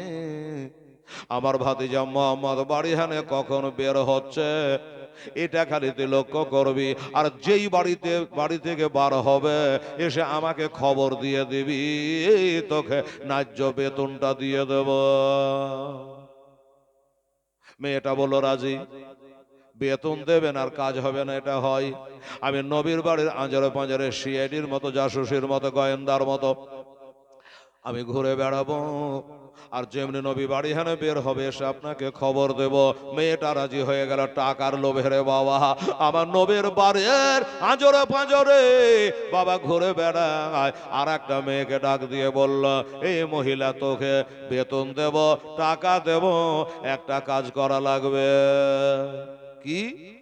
বলল নবীর চাচা আমির হামজা কখন বাড়ি হানে কোন দিকে যায় একটু ফলো করবি, লক্ষ্য রাখবি, যেই বাড়ি হানে বের হবে এসে আমাকে খবর দিবি, তোর ডিউটি শেষ, ন্যায্য বেতন তোকে দিয়ে দেবো। মেয়েটা বললে হ্যাঁ হ্যাঁ পারবো। তারে কি বুঝলেন বাবা, একটা মেয়ে বসে গেল নবীর বাড়ির আশেপাশে, একটা মেয়ে বসে গেল বাবা আমির হামজার বাড়ির আশেপাশে, দুইটা মেয়ে বাবা ঘোরাফেরা করে। দুইটা মেয়ে দুই দিকে বাবা টেরে আছে, ঘুরে বেড়ায়, কবে নবী বাড়ি হানে বের হবে আর কবে আমি দেখব, আর আবু জাহেলকে গিয়ে বলবো বেতন পাবো, ঘুরে বেড়ায়। এখন কে কোন মনে ঘুরছে, এই বাবা কে কোন মনে ঘুরছে কেউ বলতে পারবে গো? কত মানুষ, এই যে আমার মা বোনেরা এসেছে, যে হেলাল আমাদের দেশে বহুদিন পরে এসে যাই, ঠান্ডা তো ঠান্ডা, ঠান্ডাকে পিছনে ফেলে ল্যাপকাতাকে বাড়িতে রেখে চলে এসছে যে দুটো কথাগুলো শুনে আসি। আমার ভাইয়েরা আব্বা জানেরা, আপনারাও এসেছেন যে একটু দোয়ার মাহফিলে একটু দোয়া করে আসি, এছাড়া কোনো উদ্দেশ্য নেই। এই উদ্দেশ্য, কে কার ভিতরে কি গাইছে এটা কারো বলার ক্ষমতা নেই। কে পারবে? একমাত্র আল্লাহ পাক, তাছাড়া কেউ বলতে পারে না। আমার আল্লাহ বলে ইন্নাল্লাহ আলিমুল বিজাতে সুদূর, আমি তোমার দিলের খাটকাইকে জানি, তোমার দিলের মধ্যে কি গাহে আমি আল্লাহ তাআলা জানি, মানুষ কেউ বলতে পারবে না। শুনুন, এবার মেয়েগুলা ঘুরে বেড়ায় ঘুরে বেড়ায়, হঠাৎ করে একদিন দেখছে আমার দয়ার নবী মায়ার নবী বাড়ি হানে বের হলো,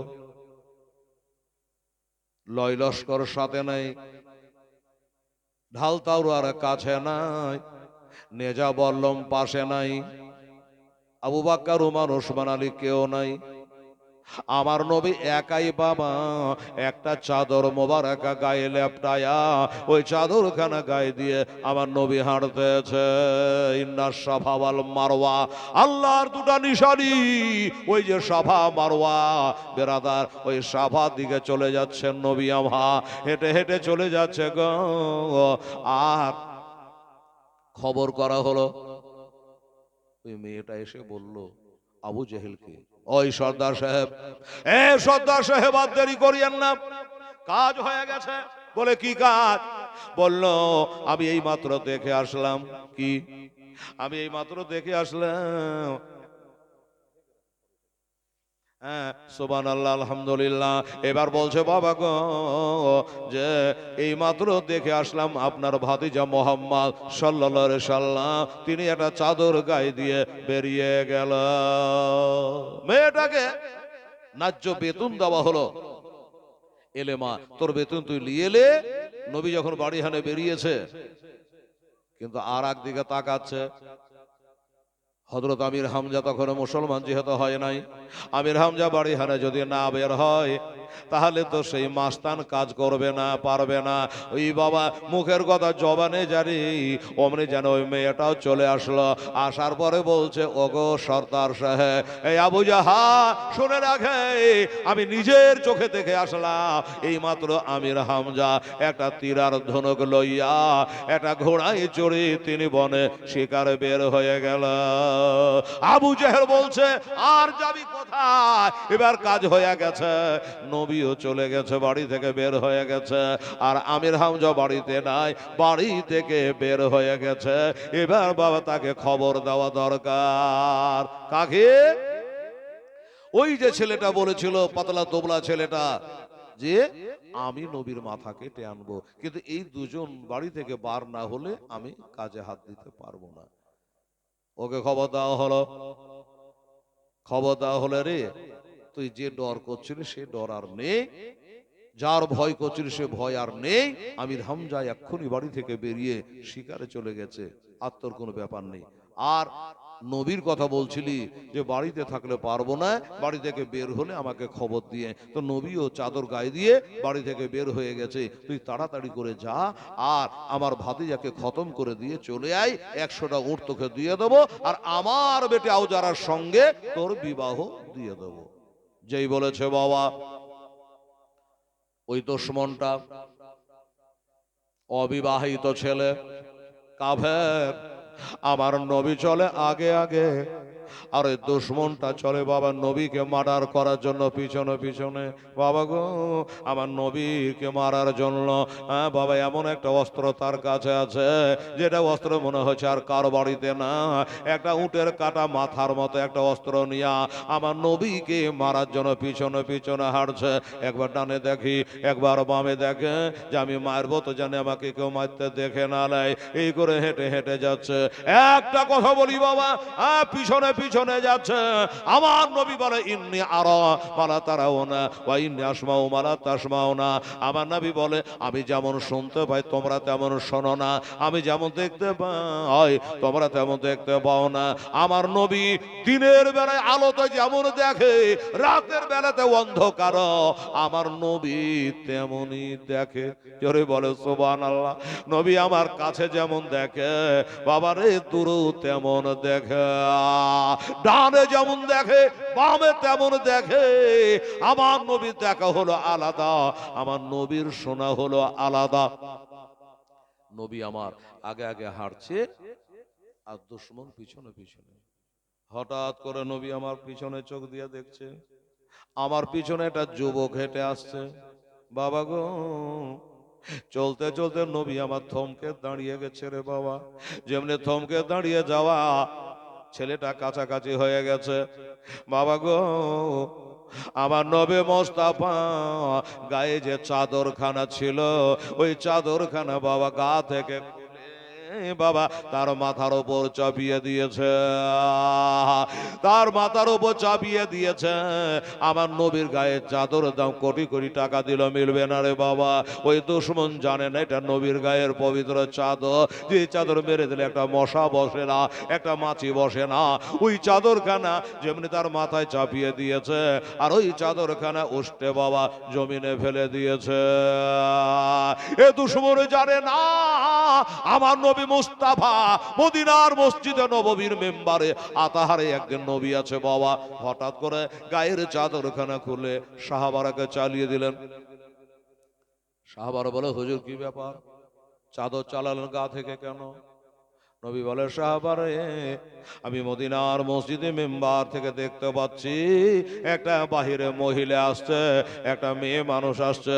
ওই মেয়েটা যখন আসবে আমার চাদরখানা পেড়ে তারে বসতে দিও গো। সাহাবার আশ্চর্য। আমরা জানি নবীর মা নাই, বেঁচে ইন্তেকাল হয়ে গেছে, দাদি নাই, নানি নাই, নবীর বাবা নাই, দাদা নাই, সবাই ইন্তেকাল করে গেছে।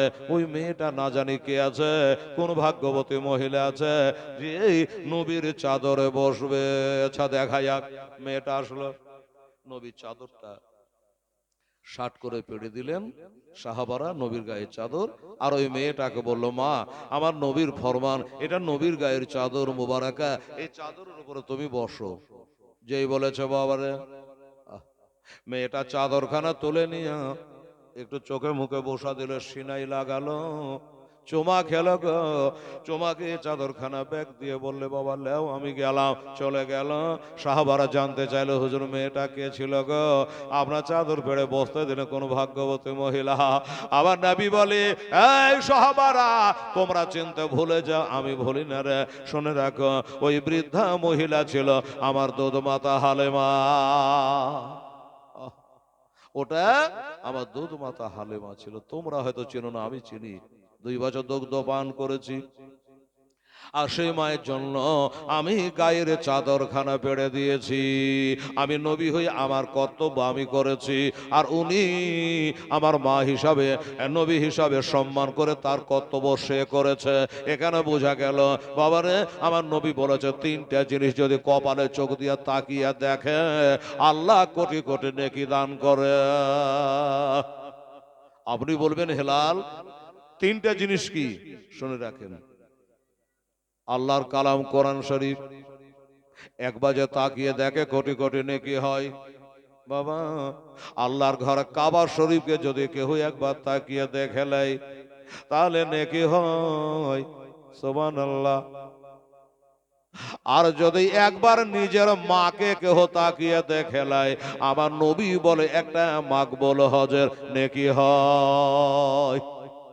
আহা, একবার মাকে তাকিয়ে দেখলে একটা মাকবুল হজের নেকি হয়ে যায়। জানি বাবা হজ করেছি, হজ কবুল হলো কিনা সে আল্লাহ ভালো জানে, কিন্তু মায়ের দিকে তাকালে একটা হজের নেকি।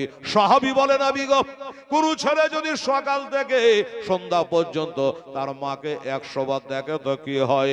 আমার নবী বলে 100টাই হজের নেকি হইয়া যায়। 100টাই হজের নেকি হয়ে যায় মায়ের দিকে তাকালে। এই দরদিনী মা। আল্লাহ আল্লাহ। তো আমার নবী বুঝিয়ে দিলেন যে আমার দুধ মা হতে পারে, মায়ের কত সম্মান আমার কাছ থেকে তোমরা শিখে নাও। বাবা, মা হালিমা চাদর তার সম্মান কত করলো, চুমা দিয়ে ব্যাগ দিল। আর ওই কাফের ওই যুবকের মাথায় চাপিয়ে দিয়েছে বাবা, চাদরের সম্মান করলো না, চুমা দিল না, বড় উষ্ঠে জমিনে ফেলে দিল। হয়তো আপনারা বলবে, হেলাল রে, আচ্ছা নবীর গায়ে চাদরখানা ওর মাথায় চাপার মান এটা কি? দুশ্মন। ওটা না হয় দুধ মা বসতে দিলে ভালো কথা, ভাল লাগলো। যে লোকটা নবীকে মার্ডার করতে এসেছে, হত্যা করতে এসেছে, ওই লোকটার গায়ে চাদরখানা চাপালেন কেন? কেতাবে দেখছে জামিউল মুজিজাত কেতাবের মধ্যে যে নবী ওই গায়ের চাদরখানা তার মাথাতে স্পর্শ করাতে পারলে আমার নবী বুঝে যাবে এই লোকটা কেন, ছেলেটা কেন আমার পিছন ধাওয়া করে। চাদরটা ঠেকালেই নবী বুঝে যাবে, যার কারণে চাদরটা স্পর্শ করেছে।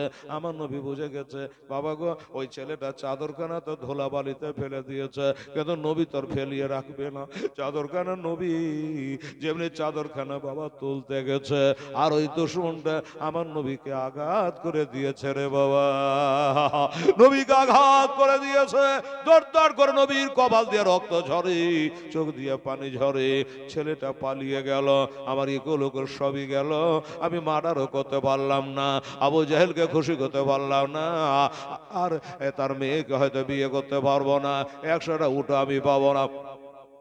বাবারে ছেলেটা তো চলে গেল, আমার নবীজি ডুকরে ডুকরে কাঁদে, আল্লাহ আজ আমার মা নাই বাড়িতে, মাকে গিয়ে বলবো মা গো আমি ব্যথায় থাকতে পারিনি, একটু ওষুধের ব্যবস্থা করে দাও, একটু গরম জল করে আমার কপালটা ধুইয়ে দাও, আমার বাবা দুনিয়াতে বেঁচে নাই, আমার বাবাকে বলবো আমার বাবা নাই মা নাই, আমি এতিমের সর্দার, এমনি করে আমাকে কষ্ট দিল। বাবা ছেলেটা তো পালিয়ে গেল, আমার নবী বলে কোথায় যাব, বাড়িতে আমার মা নাই বাবা নেই, আমার দাদু নাই দাদি নাই, সব কবরে শুয়ে গেছি, আল্লাহ কোথায় যায়। আমার নবী মোস্তাফা ওই সব পাহাড়ের দিকে বাবা গিয়ে উনি বাবার শেষদায় পড়ে কান্দি, শেষদায় পড়ে কাঁদে। নবীর এই আঘাতের খবর দুনিয়ার মানুষ কেউ জানতে না পারলে বাবা একটা চৌপায়া জানোয়ারকে খবর হয়ে গেছে। বাবা রে আমার নবী 18,000 মাখলুকাতের নবী, আমার রহমত আলামিনের কষ্টের খবর বাবা জেনে গেছে। কে? ওই যে আমির হামজা বাবা হাতে তীরার ধনুক লিয়া শিকার করতে গেছিল, বললাম আগে আগে হরিণ দৌড়ে যায়, পিছনে পিছনে আমার আমির হামজা দৌড়ে যায়। বাবারা ওই তীরটা রেডি করেছে, ধনুকে ফিট করে ওই হরিণটাকে শিকার করবে, তার গোস্ত খাবে, এই আশায় পিছনে পিছনে তেড়ে যায়। আল্লাহর কসম করি বলি বাবা, হরিণ যখন আগে আগে দৌড়ে পালায়, উনি যখন তীরটা নিশান করেছে ওই দিকে আমার নবীকে আঘাত লেগেছে, নবীকে কষ্ট হয়েছে, ওই আঘাতটা জানো আমার নবীকে হয় না, জানো বাবা চোপায়া জানোয়ার হরিণটাকে হয়েছে।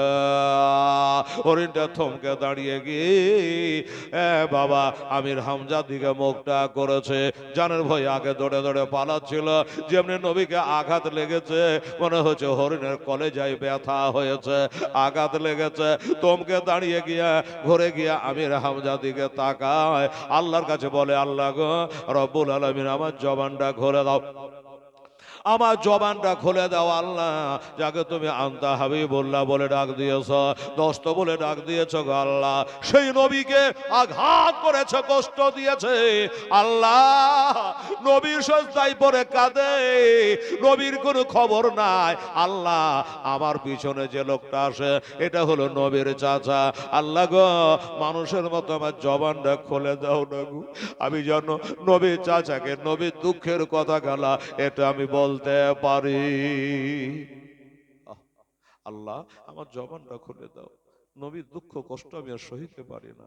আল্লাহ যেন হরিণের জবান খুলে দিল, মানুষের মতো টকটক করে কথা কই, ওই আমির হামজা কি ব্যাপার, তুমি আমাকে তীর মারার জন্য পাগল হয়েছ, আমার গোস্ত খাওয়ার জন্য তুমি আমাকে তাড়া করেছো, আমির হামজা রে আমি কথা দিলাম রে আমার কলিজা কেটে তোকে খাওয়াবো রে, একটা কাজ করো, তোমরা এত বড় পালওয়ান চাচা থাকতে তোমার এতিম ভাতিজা মোহাম্মদকে আবু জাহেল কাফেরেরা মেরে রক্তে লালে লাল করে দিয়েছে, আর তুমি হরিণীর পিছনে ধাওয়া করো, যাও তাড়াতাড়ি করে যাও, তোমার ভাতিজা বেকার হয়ে পড়ে আছে, একবার তাড়াতাড়ি করে যাও। আবু আমির হামজা অবাক হলো, হরিণ চোপায়া জানোয়ার কথা বলতে জানতো, আমার তো জানা ছিল না, হরিণ কথা বলতে পারে জানি না, কথা বলছে, হরিণের কথা শুনে বাবা আর হরিণের পিছন না ধরে ওখান থেকে দৌড়ে দৌড়ে দৌড়ে দৌড়ে বাড়ির দিকে চলে আসছে। বাবা বাড়ির দিকে গেলে নিশ্চয় জানতে পারবো বাড়িতে একটা বাঁধি আছে, আমির হামজাকে দেখে নিয়ে বাবা হাও মাও করে কেঁদে উঠেছে, আর বলল ওগো আমির হামজা, ওগো আমার আকা মাওলা আপনার জন্য খাবার রেডি করেছে, পানি এনেছে, বলছে আর ডুকরে ডুকরে কাঁদে। আমার আমির হামজা বলে কি ব্যাপার আমাকে খেতে দিচ্ছ কিন্তু তুমি কাঁদো কেন? বলে হুজুর কাঁদি কেন এটা আপনাকে বলবো, আগে দুটো দানা খার মাজা শক্ত করে একটু পানি পান করে গলা ভিজা, তারপরে আমার কান্নার কারণটা বলে দেব। বলে না আগে বলো কেন তুমি কাঁদো, কি হয়েছে একবার বলো। মেয়েটা কাঁদে আর বলে শুনুন, শুনলাম আবু জাহেল কাফের গন্ডা লাগায়া আপনার ভাতিজাকে রক্তে লালে লাল করেছে, আপনারা এত দামি দামি চাচা থাকতে এত বড় বংশ বলি থাকতে এমনি করে তাকে কষ্ট দেবে, অত্যাচার করবে, আর আপনারা তার বদলা নেবেন না। যেই বলেছে বাবা, আবার আমির হামজা বলল, যা খাবার বাড়ি নিয়ে চলে যা, পানি নিয়ে চলে যা, আমি পানি পান করব না, খাবার খাবো না। হুজুর কদিন খাবেন না? বলে যতদিন না আমার ভাতিজার খবর নিতে পারি, আমার ভাতিজাকে বাড়ি নিয়ে আসতে পারি, খোঁজে আনতে না পারি, অতদিন আমি পানি পান করব না। প্রতিজ্ঞাবদ্ধ হয়ে তীর ধনুকটা সাথে করেই ছুটছে। আর আবু জাহেলের দলেরা মসজিদে হেরেমে কাবার বারান্দার চারিদিকে বসে হা হা করে হাসছে, আড্ডা মারছে, তাকাচ্ছে যে একজন গেছে নবীর মাথা কেটে আনবে, এই জন্য অপেক্ষা করছে বাবা। হঠাৎ করে আমির হামজা একবারে খাটখাট খাটখাট খাটখাট করে ঘোড়া তাড়িয়ে চলে আসছে। আবু জেহেল বলল, এই তাকিয়ে দেখতো ঘোড়ায় চড়ে ওটা কে আছে? আমির হামজা না? বললে, হ্যাঁ হুজুর, আমির হামজাই তো আসছে। বলে, শোন একটা কথা, আমরা যে নবীর ভাতিজাকে, আমির হামজার ভাতিজাকে আমরা মেরেছি, এই খবরটা মনে হয় পেয়ে গেছে, তাই রাগে লালে লাল হয়ে আমাদের কাছে চলে আসে। শোন, আসো, আসবে, তারপরে আমি তোদের সর্দার, আমাকে যদি দু চারটা উল্টা পাল্টা কথা বলে গালি দিয়ে দেয়, তোরা প্রতিবাদ করবি না। শোন, গালি তো গালি, আমাকে মেরে যদি রক্তে লালে লাল করে দেয়, তোরা কেউ প্রতিবাদ করবি না। লোকজন বলে, হুজুর এটা কেমন কথা বললেন? আমরা এতগুলো আপনার ভক্ত থাকতে আপনার রক্ত বার করে দেবে, আর আমরা প্রতিবাদ করব না, কিছুই বলবো না, কারণটা কি? বললে, কারণ আমির হামজা এখন আমাদের দলের লোক, এখনো মুসলমান হয় নাই, এখনো কলেমা পড়ে নাই। যদি তার ভাতিজার বদলা স্বরূপ আমাকে দুই একবারই মারে, মারুক, কিন্তু এত বড় একটা পালোহান লোক, এত বড় একটা নেতা লোক, আর সেই লোককে আমরা হাত ছাড়া করতে রাজি নাই। দরকার হলে আমরাকে যদি মেরে দেয় তাও স্বীকার, আমির হামজার মতো লোকটাকে মুসলমান হতে দেব না, ইসলাম ধর্ম কবুল করতে দেব না, আমরা আমাদের দল থেকে তাকে ছাঁটাই করব না। এই হলো আমার মেন উদ্দেশ্য। ভক্তরা বুঝে গেল। আচ্ছা ঠিক আছে হুজুর, আসতে তো দেন। আমির হামজা চলে আসলেন। এই এই আবু জাহেলের দল, এই উতবা সাহেব আসুন। আমার ভাতিজাকে কে মেরেছে রে? মুখে তালা, কথা নেই। আবু জাহেল আগে নিষেধ করে দিয়েছে, তাই বলে না। বল তোরা কে মেরেছিস, একবার বল। চুপ, কেউ কিছু বলে না। আমার আমির হামজা মনে করে আসল তার মাথায় দুবারই না বসালে কথা বের হবে না। আসল কে? আবু জাহেল। মাথার উপর উঠায়া এ সাজোর একটা ধনুকের বাড়ি মেরেছে, মাথার চামড়া, পাতলা চামড়াটা ফেটে গিয়ে রক্তের ফোয়ারা চালু হয়ে গেল। যখন রক্তের ফোয়ারা চালু হয়ে গেল, আমার আমির হামজা চোখ দিয়ে ঝরঝর করে পানি একসঙ্গে বসা উঠা করি, আজকে তার মাথা ফাটিয়ে দিয়েছি। আমার আমির হামজা বলে, ওরে তোরা শোন, যে ছেলেটা এক আল্লাহকে মানার কথা বলে, এক আল্লাহর উপাসনা করার কথা বলে, যে লোকটা সত্য কথা বলে, যে ছেলেটা মাইলের পরে মাইল অসুস্থ ব্যক্তিকে দেখতে যায়, এতিম দেখলে মাথায় হাত বোলায়, তিনি সত্যবাদী আলামিন বলে আমরা সবাই জানি। আর সেই ছেলেটা যার মা দুনিয়াতে বেঁচে নাই, বাবা দুনিয়াতে বেঁচে নাই, ওই ছেলে তোরা মাথা ফাটিয়ে দিলি রে, তোদের দিলে একটু দয়া হলো না? তোরা জানিস না ওই ছেলে বাবা নাই, মা নাই, কিন্তু আমি যে তার চাচা আমির হামজা এখনো বেঁচে আছে। আমি শুধু চাচা নই রে, চাচা নই, উনি যে আমার দুধ ভাই। আমির হামজা বলে, উনি আমার দুধ ভাইও বটে। আবুল আহাবের বাদী সোয়েবিয়া দুগ্ধ আমি পান করেছিলাম, নবীও পান করেছিল, এদিক দিয়ে দুধ ভাইও হলো।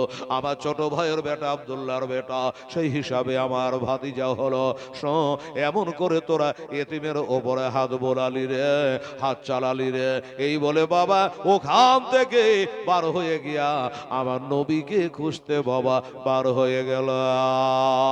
যতদিন লাগে, যত দূরে যেতে হয়, আমি নবীকে খুঁজে না নিয়ে বাড়ি যাব না। চলে যাই, চলে যায়। একটু যাওয়ার পরে দেখতেছে বাবা যাওয়ার পরে দেখে আমার দয়ার নবী মায়ার নবী যেন শেষ দায়ে পড়ে আছে রে বাবা। নবী শেষ দায়ে পড়ে আছে, চোখ দিয়ে পারে ঝরে যায়, কপাল দিয়ে খুন ঝরে যায়। আমার আমির হামজা দাঁড়িয়ে দাঁড়িয়ে কাঁদে, আমির হামজা দাঁড়িয়ে দাঁড়িয়ে কাঁদে, আল্লাহ গো এটাই হলো আমার এতিম ভাতিজা, এইখানে অচল হয়ে পড়ে আছে। আল্লাহ আমি কি বলে ডাকবো, কেমন করে নবীকে ডাকবো? চিন্তা করে এক কাম করে আমি না হয় নবীকে নাম ধরে ডাকি। চিন্তা করে যে না না, নাম ধরে ডাকা বুঝি বেয়াদবি হতে পারে, নাম ধরে আমি ডাকবো না। একটা কাম করি, ইয়া রাসূলুল্লাহ বলে ডাকি। আবার চিন্তা করি ইয়া রাসূলুল্লাহ তো মুসলমানেরা বলে, আমি তো এখনো মুসলমান হই নাই, আমি কেমন করে ইয়া রাসূলুল্লাহ বলে ডাকবো? অবশেষে আমির হামজা একটা চিন্তা করলো, আমি নাম ধরে ডাকবো না, আমি ইয়া রাসূলুল্লাহ বলে ডাকবো না, বরং একটু ভাতিজারে সালাম করে। এবার আমির হামজা সালাম করছে। কিভাবে সালাম করছে দেখলেন? উনি সালাম করছে, আসসালামু আলাইকা ইয়া ইবনে আখি। আরবি তাক্ষণ মানে ভাই, আখি মানে আমার ভাই। ওরে বাবা, একবার নবীকে সালাম করলো, আমার নবীর সালামের উত্তর কেন দিল না? আবার সালাম করলো, উত্তর দিলেন না। আবার চিৎকার করে বলে, আসসালামু আলাইকা ইয়া ইবনে আখি। একবার দুবার তিনবার হয়ে গেল। আমার নবী সেজদা থেকে উঠে চোখ ভরা পানি আর বুক ভরা দুঃখ নিয়ে তাকায়, কাটা কবর নিয়ে চোখের পানি নিয়ে বলে, ওগো কে তোমার ভাতিজা? কাকে তুমি ভাতিজা বলছো? কে তোমার ভাইয়ের বেটা? আমির হামজা বলে, আল্লাহ আমার নবী আমার ভাতিজার কি মাথার তার কেটে গেছে না কি হয়েছে? আমাকে চিনতে কেন পারে না? কি ব্যাপার, আমাকে কেন চিনে না?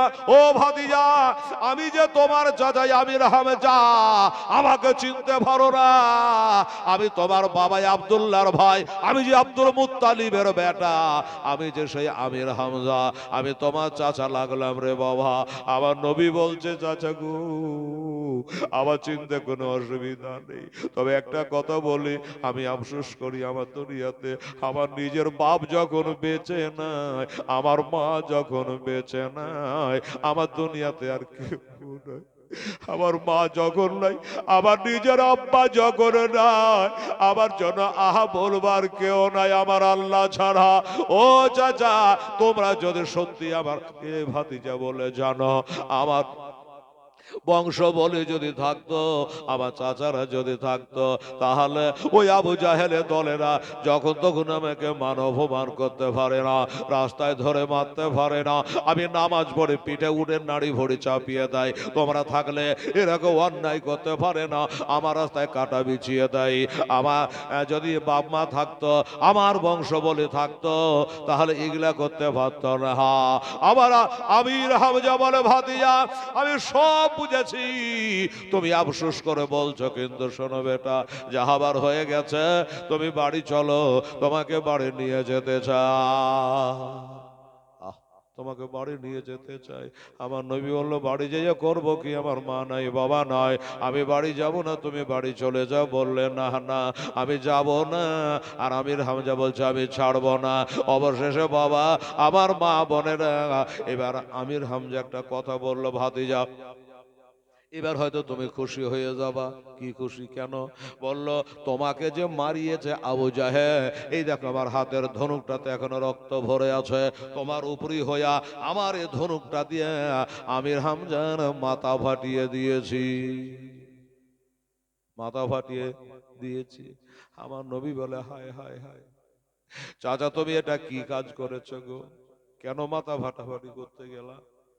শুনে নাও চাচা, একটা কথা বলি, তুমি আমার উপরি হইয়া মারামারি করতে গেছো, কিন্তু যদি ওরা তোমাকে সবাই মিলে মেরে ফেলতো, আমি তোমার জানাজা পড়তাম না, তোমাকে জান্নাতের সাথে করে নিয়ে যেতাম না। কেন তুমি মারামারি করতে গেছো? বলে ভাতিজা তুমি হলেন আল্লাহর নবী, আর তোমার জন্য মারামারি করতে গিয়ে আমি যদি মারা যাই তবে আমাকে জান্নাতে নিয়ে যাবে না, আমার জানাজা কেন পড়বে না? বলল এই জন্য চাচা গো, আবু জেহেল আমার কালমা পড়ে নাই, আবু লাহাব আমার কলমা পড়ে নাই, উতবা সাহেব আমার কলমা পড়ে নাই, ও চাচা তুমিও তো আমার কালেমা পড়ো নাই, তোমরা যাইতে যাইতে এক আছো, ওপরে পানি ঢেলে কোনো কাজ হবে না, ওপরে এমনি দরদ দেখালে হবে না, চাচা তুমি যাও, আমাকে আর বকায়ও না, তুমি বাড়ি চলে যাও। বলল ভাতিজা আমি বাড়িতে কথা দিয়েছি তোমাকে না নিয়ে আমি বাড়ি যাব না। আমার নবী পাক সাহেবে লাউলাক বলেছে যে আমাকে যদি বাড়ি নিয়ে যেতে চাও তাহলে একটাই শর্ত হলো যে ওই আবু জেহেলের দল ত্যাগ করে দিতে হবে, আর কালমা পড়ে তোমাকে আজ মুসলমান হতে হবে। ইন্নাদ্দীনা ইনদাল্লাহিল ইসলাম, আল্লাহর নিকটে একটি ধর্ম, মনোনীত ধর্ম, পছন্দনীয় ধর্ম, যার নাম হলো ইসলাম। এ ধর্মে তোমাকে দাখিল হতে হবে। যেই বলেছে বাবা গো আমার আমির হামজা জবান থেকে জারি হলো আশহাদু আল্লাহ ইলাহা ইল্লাল্লাহু ওয়া আশহাদু আন্না মুহাম্মাদান আবদুহু রাসূলুহু, কালেমা পড়ে বাবা সাহাবী হয়ে গেল, জান্নাতি হয়ে গেল। আর সেদিন থেকে আমার নবীকে ভাতিজা বলে ডাকে না, ভাইয়ের বেটা বলে ডাকে না, যখন ডাকবার ইচ্ছা হয় আমার নবীকে ইয়া রাসূলুল্লাহ বলে ডাকে। এবার চাচা ভাতিজা দুজনাই এবার হেঁটে হেঁটে বাড়ির দিকে রওনা দিয়েছে বাবা। তো রাস্তায় মুখ বুঝা কি আর যাওয়া হয়? চাচা ভাতিজা কথা হচ্ছে, সাহাবী ও রাসূলের কথা হচ্ছে।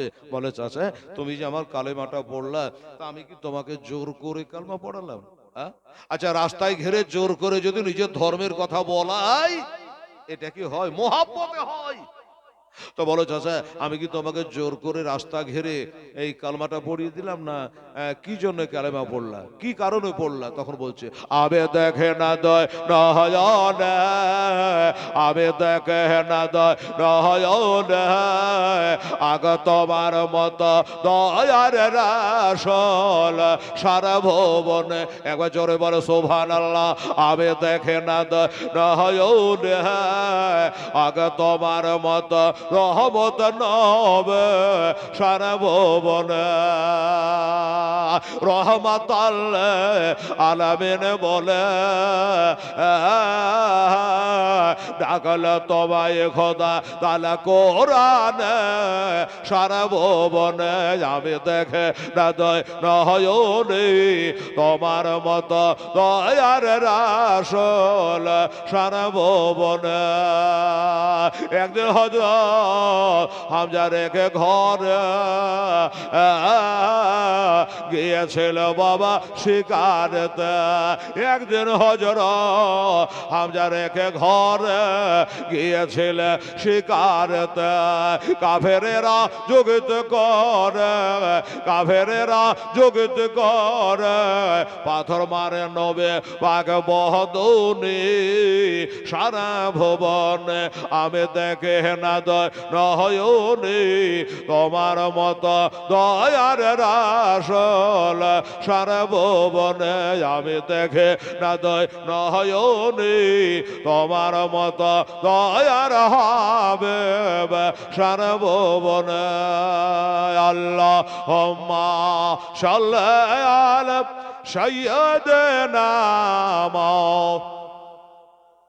মুহাম্মাদ ওয়ালা আলে সাইয়্যিদিনা মাওলানা মুহাম্মাদ সাল্লি আলা মুহাম্মাদিন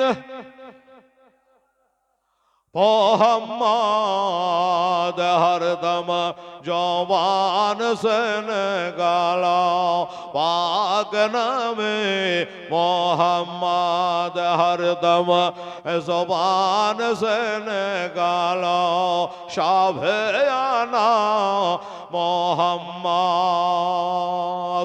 সাল্লাল্লাহু তাআলা আলাইহি ওয়াসাল্লাম। বাবা আমি পড়েছিলাম ইন্নাদ্দীনা ইনদাল্লাহিল ইসলাম, আল্লাহর নিকটে একটি ধর্ম, পছন্দনীয় ধর্ম, যেটার নাম হলো ইসলাম। ঠিক আছে? ইসলাম মানে কি বাবা?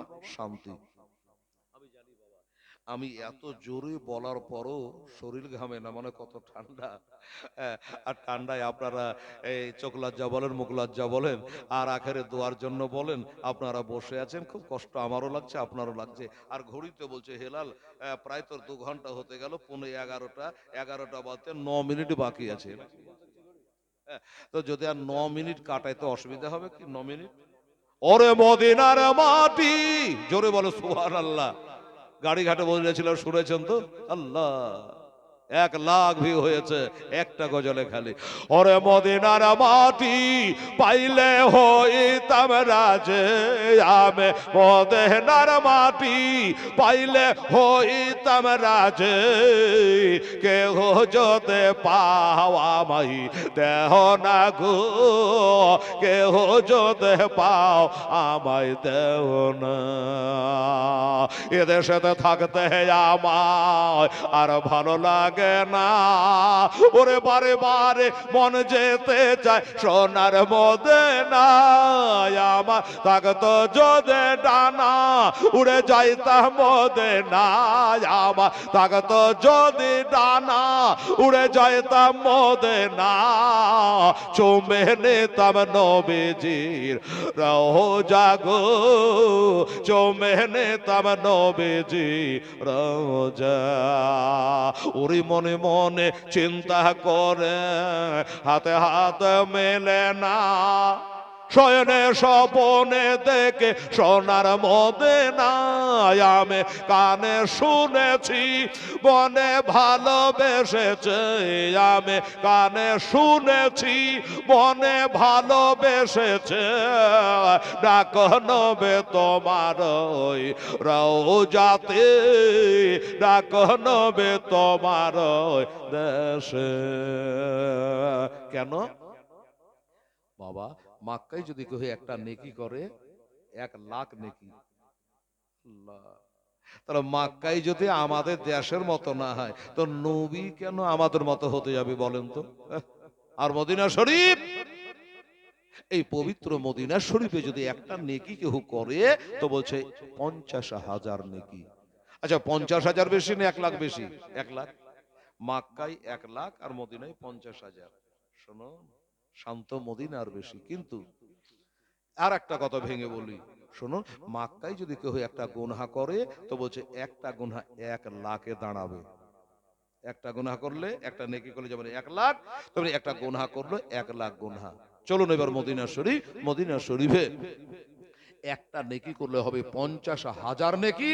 আর যদি বাই চান্স খোদা না খাস্তে একটা গুনাহ হয়ে যায়, তো আমার নবীর খাতিরে 50,000 হবে না, গুনাহ একটাই থাকবে। এই দেখেন মদিনা।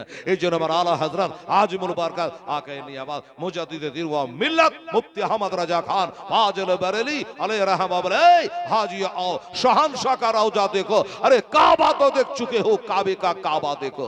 জোরে বলে সুবহানাল্লাহ। এই হাজী সাহেবেরা, মক্কায় তোমরা তো কাবা দেখেছো, কাবার কাবাকে যদি দেখতে হয় তো মদিনা শরীফে এসো। সুবহানাল্লাহ। তাই বলছে, কত হাজি হজ গেল আমার নবীর দেশেতে, ওরা ইচ্ছা মতো দেখলো তারা এ নিজের চোখেতে, নবী এমন দেশখানা গেলে আসতে চায় না, নবী এমন দেশখানা গেলে আসতে চায় না, ডাক নবে তোমার ওই রওজাতে, ডাক নবে তোমার ওই দেশে।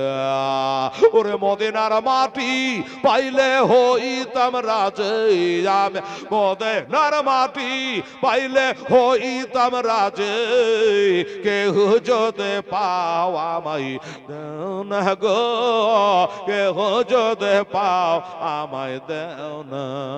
আল্লাহুম্মা সাল্লি আলা সাইয়্যিদিনা মাওলানা মুহাম্মদ ওয়া আলা سيدنا مولانا محمد صل على محمد صل على محمد ہر دم جوبا سے نکالا پاک نام محمد ہر دم জবান সে গালাও শাফিয়ানা মুহাম্মদ সাল্লাল্লাহু তাআলা আলাইহি ওয়াসাল্লাম। যা হোক বাবা, 11টা বাজলো, আর ঠান্ডা রাত্রি না হলে আধ ঘন্টা আরো ধরিয়ে দিতাম, 2.5-3 ঘন্টাই বলে দিতাম, ভাই মালাদিন পরে এসেছি।